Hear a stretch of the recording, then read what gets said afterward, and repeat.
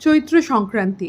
আজকেও আমাদের বাড়িতে একটু নিরামিষ হবে। তো সকালবেলা একটু লুচি আর আলুর তরকারির ব্যবস্থা করা হয়েছে। আর আজকের দিনটা বেশ ব্যস্ত ছিল, কারণ আজকে থেকে আমাদের বাড়িতে এক্সিবিশন শুরু। অ্যাকচুয়ালি পয়লা বৈশাখের আগের দিন আর পয়লা বৈশাখের দিন, এই 2 দিনে একটু এক্সিবিশনের আয়োজন করি। পয়লা বৈশাখের দিন থাকে আমাদের হালখাতা। আজ পয়লা বৈশাখ, নতুন বছর শুরু, নববর্ষ। রাত শেষ হলো আমাদের চিলি চিকেন আর পোলাও দিয়ে। মাঝখানে 2 দিন আমি একদমই ভ্লগ করতে পারিনি, মানে ভীষণ ক্লান্ত ছিলাম।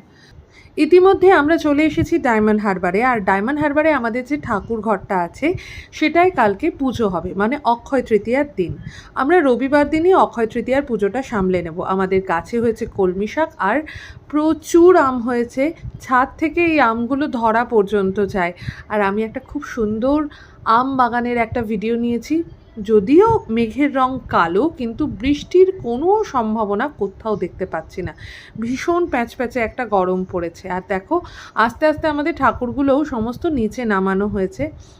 সন্ধেবেলার পুজো টুজো হয়েছে। আর এই যে ওং লেখাটা আমরা অ্যামাজন থেকে আনিয়েছি, খুব সুন্দর একটা জিনিস হয়েছে এটা। এবার হলো এই যে সিংহাসনটা, এই সিংহাসনটা নামানোর পালা। তো আমরা ঠিক করেছি বেদিতে সমস্ত ঠাকুরগুলোকে পাতবো, যেখানে একটা বিষ্ণুপুরের দুর্গা মূর্তিও আছে। সিংহাসনে রাখা হবে গুরু মহারাজ, স্বামী বিবেকানন্দ, শ্রী শ্রী রামকৃষ্ণদেব এবং শ্রী মাকে।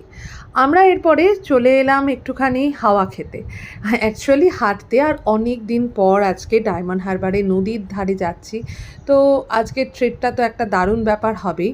আর এখানে এসে আমরা যে কাবাব খাবো না সেটা তো হতেই পারে না। আমরা এদিকে রান্নার ভিডিও দেখছি, এদিকে কাবাবের জন্য ওয়েট করছি। রেকমেন্ডেশন রইল, যখনই ডায়মন্ড হারবারে আসবে এখানকার কাবাবটা অবশ্যই খাবে। আর ফালুদাও আমরা খেয়ে নিলাম। আমার মনে হয় এখানকার সমস্ত ফালুদারই একই রকম টেস্ট, কিন্তু জিনিসটা ভালো। আর আমরা একটু তারপরে আমাদের নতুন জায়গার এক্সটেনশনে গেছিলাম। এটা আগে কমপ্লিট হোক, তারপরে তোমাদের সঙ্গে পুরোটা শেয়ার করব। এরপরে ডিনার করে আমরা এখন গান দেখতে বসেছি। আমাদের এই সময়টা না গান শুনতে আর দেখতে ভীষণ ভালো লাগে।